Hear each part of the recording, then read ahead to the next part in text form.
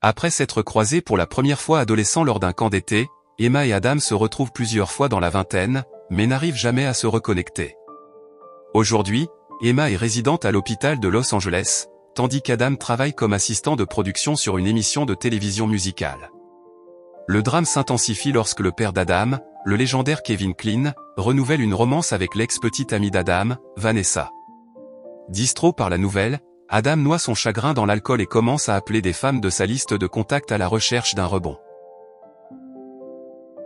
Le lendemain matin, il se réveille avec une gueule de bois et se retrouve allongé sur un canapé, complètement nu, avec juste une petite serviette autour de la taille.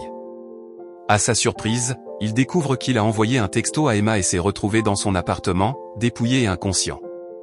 Alors qu'elle l'aide à retrouver son pantalon manquant, leurs retrouvailles prennent un tournant torride, les conduisant à partager une rencontre passionnée. La deuxième fois qu'Emma et Adam deviennent intimes, c'est chez lui.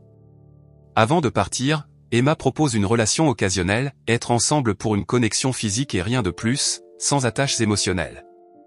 Adam l'avertit qu'elle finira par tomber amoureuse de lui, mais elle rejette l'idée et établit des règles de base pour garder les choses légères et simples.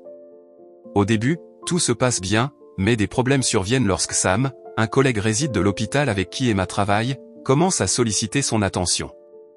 Adam, sentant une pointe de jalousie, essaie de la reconquérir avec un cadeau réfléchi, un CD mix personnalisé. Mais Emma le repousse, suggérant qu'il fasse une pause et explore d'autres options. 2 semaines plus tard, Emma ne peut pas résister et retourne vers Adam, et ils reprennent leur arrangement sans engagement.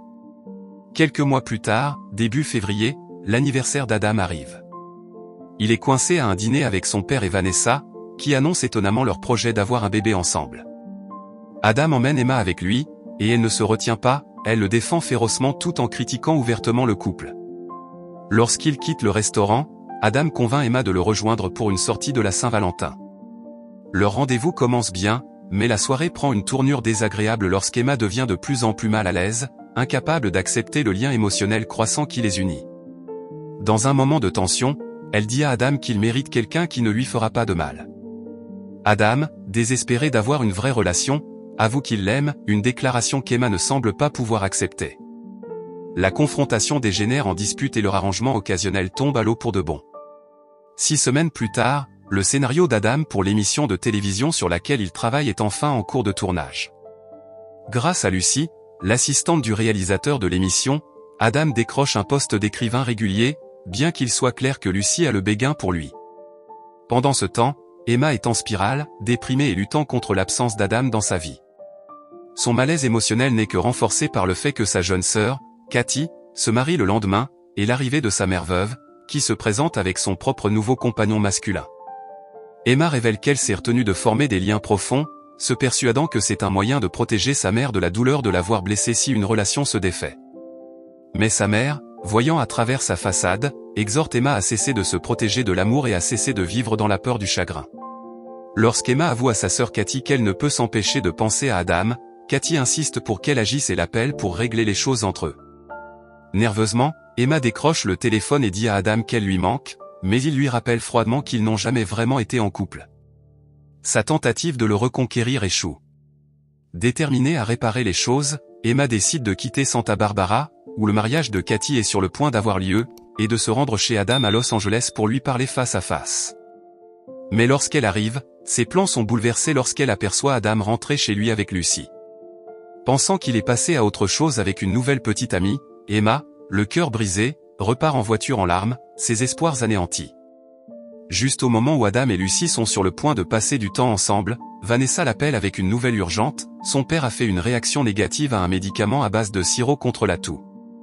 En le rencontrant devant l'hôpital, Vanessa révèle qu'elle veut mettre fin à sa relation avec son père avant de lui remettre son chien et de partir à une fête.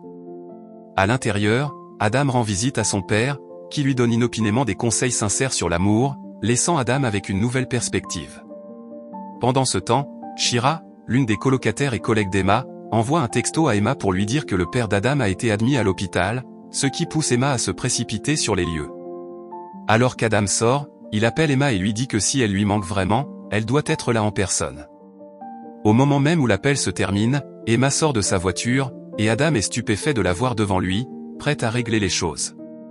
Elle s'excuse pour la peine qu'elle lui a causée, avoue qu'elle l'aime, et ils s'embrassent passionnément. Le lendemain matin, après un petit déjeuner tranquille ensemble, une première pour eux, ils se rendent à Santa Barbara, juste à temps pour le mariage de Katie. En entrant dans la salle de réception, Emma se tourne vers Adam et lui demande « Et maintenant ?» Avec un sourire qui en dit long, Adam entrelace sa main dans la sienne pour la première fois, signalant silencieusement le début de leur nouvelle vie ensemble en tant que couple amoureux. Avec cela, nous arrivons à la fin de ce résumé. Si vous avez aimé, cliquez sur j'aime et abonnez-vous pour plus de résumés de films romantiques.